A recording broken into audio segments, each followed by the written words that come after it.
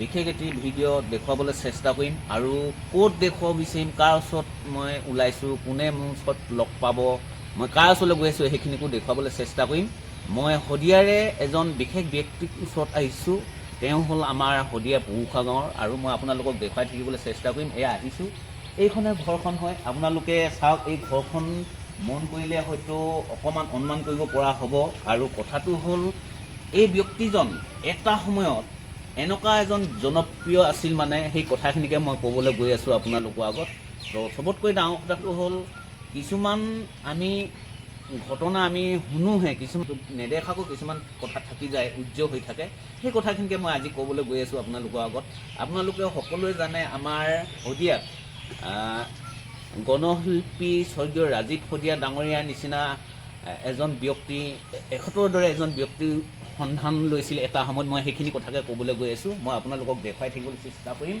এইটোৱে ঘৰ হয়, আপোনালোকক মই দেখুৱাই থাকিবলৈ চেষ্টা কৰিম। তেওঁক লগ কৰিম, তেওঁ আছে চাগে ওচৰতে ক'ৰবাত। তো তেওঁলোকৰ ঘৰত মই আহি আছোঁ। ঠিক আছে, দেখুৱাই থাকিবলৈ চেষ্টা কৰিম। এইখনে ঘৰখন হয়, তেওঁলোকৰ ঘৰখন এইখনে হয়। আৰু তেওঁ আহিব, মই ভিতৰলৈ গৈ আছোঁ, দেখুৱাই দিবলৈ চেষ্টা কৰিম আপোনালোকক। ঠিক আছে, মই ৰুমৰ ভিতৰলৈ সোমাই গৈ আছোঁ। আৰু কোননো হয়, মই এতিয়া নাম মেনশ্যন কৰা নাই, তেওঁ পোৱা সময়তে আপোনালোকৰ আগত মেনশ্যন কৰিম। ঠিক আছে, মই আপোনালোকৰ ওচৰত যে কৈ আছিলোঁ এজন ব্যক্তিৰ কথা, সেইজন হ'ল এই ককাইদেউজনে। আৰু ককাইদেউ, প্ৰথমে আপোনাৰ পৰিচয়টো দি দিয়কচোন। মোৰ নাম জয়ন্ত বৰুৱা। হয়, মোৰ ঘৰ শদিয়া পৌষা গাঁও। হয় হয় হয় হয়। আৰু কথাটো হ'ল কি, আপুনিতো এতিয়া ঘৰতে থাকে, খেতি পথাৰত লাগি আছে, বা আপোনাৰ সংসাৰো যথেষ্টখিনি আগবাঢ়িলে, নহয়নে? তো এতিয়া কথাটো হ'ল, মই আপোনাৰ ওচৰতে এইটো কাৰণে আহিলোঁ। তো বহুতৰ মুখত শুনিছিলোঁ, বা মই নিজে চকুৰে দেখা কথাও কিছুমান মনত আছে। তো মই ডাইৰেক্ট কথাখিনি আৰম্ভ কৰিছোঁ আচলতে। যিহেতু আপোনালোকৰ কথাই কৈছোঁ, বা আপোনাৰ কথাই কৈছোঁ, আপুনিতো এটা সময়ত খুব এইটো মানে ধৰক সাংস্কৃতিক জগতখনক খুব ধুনীয়াকৈ আপুনি ভাল পাইছিলে, বা বহুত ক্ষেত্ৰত আগুৱাই লৈ গৈছিলে, বা সেইখিনি সময়ত আপোনালোকৰ সুবিধা নোহোৱাৰ কাৰণে অকণমান ধৰক ঘৰতে থকা নিচিনা হ'ল। তো এতিয়া মই এইটোকে ক'ব বিচাৰিছোঁ, মই আপোনাক ক'ব বিচাৰিছোঁ তাৰমানে, যে মই শুনা মতে বা জানিব পাৰিছোঁ, এটা সময়ত আমাৰ গণশিল্পী ৰাজীৱ শদিয়াৰ নিচিনা ব্যক্তিও প্ৰথম পৰ্যায়ত আপোনালোকৰ ওচৰত আহিছিলে বুলি মই শুনা পাইছোঁ, বা গম পোৱাও হৈছোঁ। তো সেই বিষয়ে আপুনি কিবা ক'ব নেকি, কওকচোন। ৰাজীৱ শদিয়াৰ কথাটো হ'ল কি, তেখেতে যিটো সময়ত গান গাইছিলে, ময়ো এটা মানে গান গাইছিলোঁ। হয় হয় হয়। তেখেতে হৈছে পূব শদিয়া, মই হৈছোঁ পশ্চিম শদিয়া। হয় হয়। তেখেতক ময়ো লগ নাপাওঁ, মানে বস্তুটো বহুত দূৰৰ মানে আমাৰ পাৰ্থক্য আৰু। হয় হয় হয়। কিন্তু স্কুল পঢ়া জীৱনত সি মোতকৈ অলপ মোৰ তলত পঢ়া। হয় হয় হয়। মই তেতিয়া মানে মই অলপ আগেই। হয় হয়। মই যেতিয়া 91ৰ পৰা মানে মই তাৰমানে গান গোৱা। হয় হয় হয়। 91, 92, 93, 94 মই স্কুলৰ জীৱনত মানে সকলোখিনি মানে মই প্ৰায় তাৰমানে ছেকেণ্ড নাপাওঁ, ফাৰ্ষ্টে পাওঁ তাৰমানে। হয়, এটা সময়ৰ কথা, আপুনি যিকোনো প্ৰতিযোগিতা স্কুলত যেতিয়া ফাংচন হয় আৰু, হয় হয় হয়, স্কুলত ফাংচন হয়, সদায় ফাৰ্ষ্ট হয়, প্ৰথম পুৰস্কাৰটো ল'ব পৰা হয়। আৰু মই যিখন স্কুলত পঢ়িছিলোঁ, মানে ধৰি লওক হয়, এনেকৈ পুৰস্কাৰ দিবলৈ তাৰমানে সামৰ্থ্য নাই তাৰমানে। মানে ভাল বস্তু এটা দিয়ে, তাৰমানে চাৰ্টিফিকেট দিয়ে আৰু। বুজি পাইছোঁ, বুজি পাইছোঁ। চাৰ্টিফিকেট দিয়ে। এইবাৰো মানে হয়, বনগীত, আধুনিক গীত, লোকগীত, হয় হয় হয়, হিন্দী গীত, মানে প্ৰতিটো গানেই গাইছিলোঁ তাৰমানে। প্ৰত্যেকতে ফাৰ্ষ্ট পুৰস্কাৰ পাওঁ তাৰমানে।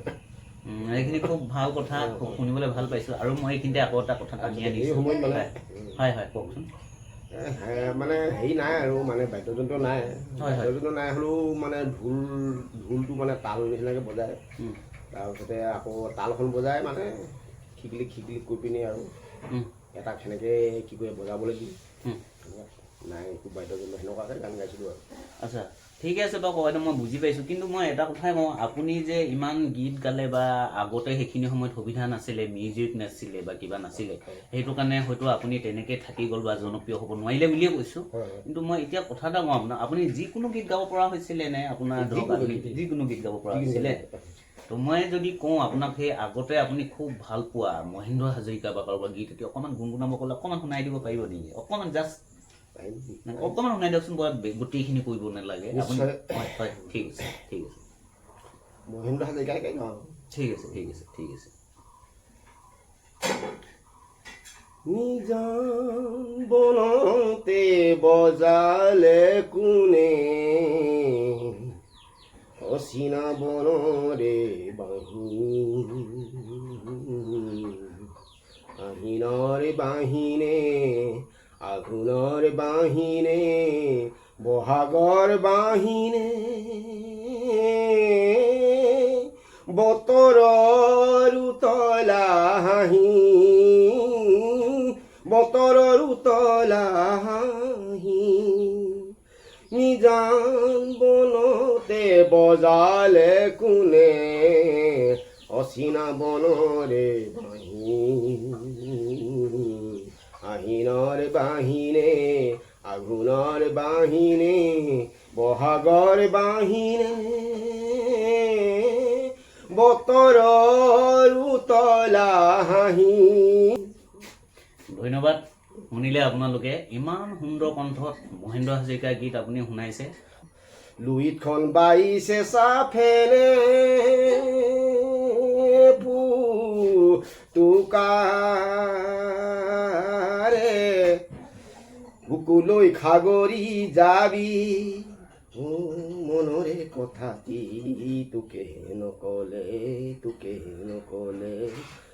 কথাটি নহ'ব বাৰু ভটিয়াই নেযাবি বুকুৰে চেনাই ধৰো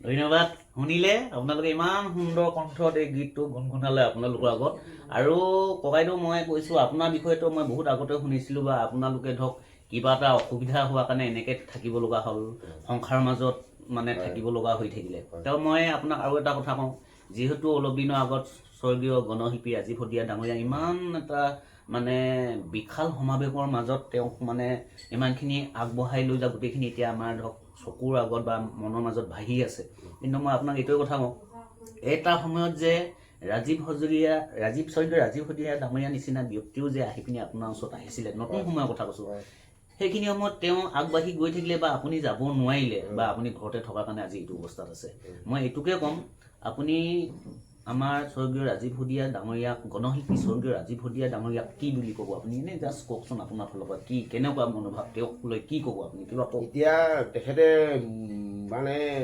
যোৱাগে পাছত মানে তেখেতে সন্মান পাইছে হয় কিন্তু সন্মানটো একচুৱেলি জীয়াই থাকোঁতে পাব লাগিছিলে তেখেতে শদিয়া নিচিনা ঠাই হয় এনেকুৱা এটা বস্তু কিনি পিনি আনি পিনি শিপাৰৰ পৰা আনি পিনি আমাৰ ঘৰত থৈ দিলে তাৰপিছত এতিয়া আমাৰ ঘৰত থাকিলে তিনিদিনমানৰ পাছত তাৰপিছতে ৰাজীৱ শদিয়া আহি পাইছিল বহুত ডাঙৰ স্মৃতি দেখোন আহি পালেহি পাই মেলি তেখেতে এনেকৈ পঠিয়াইছে বুলি কৈছে আৰু তাৰপাছত তেখেতে আমাৰ ঘৰতে থাকিলে এসপ্তাহমান আমাৰ ঘৰতে গান গালে মই এষাৰ গান গাওঁ সি এষাৰ গান গাই গালোঁ বাইদেউজনী বজাবলৈ মানুহ নাই বস্তুখিনি আনিহে থৈছে কিন্তু শিকিবলৈ মানুহ কোনো মানে আমাৰ ঘৰত আকৌ বস্তুটো মানে জনাজাত হ'বও নাইকিয়া তাৰমানে বস্তু চোৰাং নিচিনাকৈ নিশ্চয় নিশ্চয় বেলেগ চাইডৰ পৰা যিহেতু বস্তু যে এইটো মানে হুলস্থুল কৰিব নাই দিয়া তাৰমানে কথাটো মনে মনে সি গুণগুণ গান কৰে এষাৰ মই এষাৰ গুণগুণ গান কৰোঁ মই মহেন্দ্ৰজকে গান এটা গাওঁ আমাৰ থাকিলে থাকি পিনি মাজতে যায় আকৌ আহে ঘৰৰ পৰা আকৌ যায় আকৌ আহে এনেকৈ থাকিলে কেইদিনমান পাছত আমাৰ ঘৰৰ পৰা লৈ গ'লগৈ বস্তু মই আগতে কৈছিলোঁ যিজন ব্যক্তিৰ ওচৰত তেওঁলোকৰ নিচিনা ব্যক্তিও আহি যে ইয়াত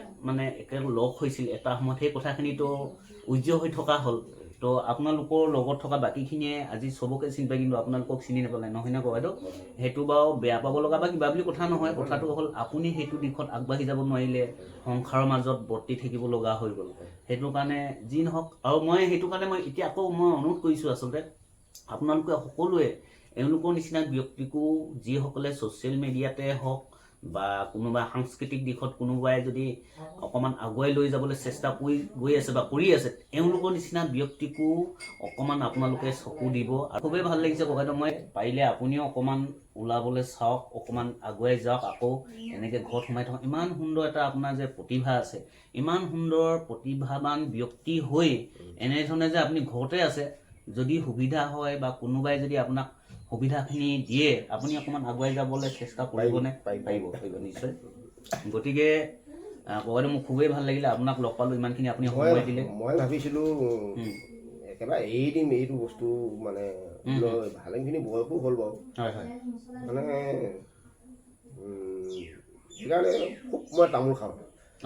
তামোল খাই পিনি মাতটো অলপ বেয়া হৈছে, সেইটো কাৰণে এই তামোলখন কমাই দিলে ক'লে মোৰ অৰিজিনেল মাতটো আকৌ আহি যাব। কিন্তু মানে অকণমান লাগি লাগি ধৰিছে, তাৰমানে খেকাটো মানে তামোলৰ মানে সেইটো এটা কফ এটাও হৈ যায় এইটো। আচ্ছা ককাইদেউ, মই আপোনাক আৰু এটা কথা কওঁ, আপুনি যে ইমান সুন্দৰকৈ গীতসমূহ গুণগুণাই বা ক'ৰবাত প্ৰতিযোগিতা হ'লে প্ৰতিযোগিতাত ভাগো লৈছে, মই জাষ্ট কৈছোঁ মোৰ কথা বাদ দিয়ক, বেলেগ আপোনাৰ ওচৰত কোনোবা এনেকৈ ছ'চিয়েল মিডিয়া বা কোনোবা ইউটিউবাৰ বা কোনোবা আহিছিল নেকি আপোনাৰ লগত কথা? এদিলৈকে অহা নাই ন? তো মই অনুৰোধ কৰিম, আচলতে বহুত ডাঙৰ ডাঙৰ ছ'চিয়েল মিডিয়া আছে, ইউটিউবাৰসকল আছে, এওঁলোকৰ নিচিনা ব্যক্তিৰ ওচৰত একবাৰ আহক, আহি মেলি আপোনালোকৰ চেনেলৰ যোগেদি এওঁলোকৰ নিচিনা ব্যক্তিকো অকণমান জনপ্ৰিয় কৰোৱাই তুলিলে ভাল হ'ব বুলি মই আশা কৰিছোঁ। বাকী ককাইদেউ, আপোনাক লগ পাই খুব ভাল লাগিলে। আপুনি যে মোক ইমানখিনি সময় দিলে, ইমান ব্যস্ততাৰ মাজত থাকিও যে আপুনি মোক ইমানখিনি সময় দিলে, ধন্যবাদ জনাইছোঁ। তো বাকী মোৰ চেনেলটোৰ বিষয়ে কিবা এটা কৈ দিয়ক আপুনি, মই যিহেতু আপোনাৰ ওচৰত আহিলোঁ। তোমাৰ চেনেলটোৰ বিষয়ে মই খুব ধন্যবাদ জনাইছোঁ। হয়, আগবাঢ়ি যাওক আৰু মানে হয়, ৰাইজে যদি ভাল পায় তাৰমানে ছাবস্ক্ৰাইব কৰি দিব, লাইক কৰি দিব। ধন্যবাদ জনাইছোঁ। তো ভিডিঅ'টো আজি ইমানতে মই সামৰিছোঁ।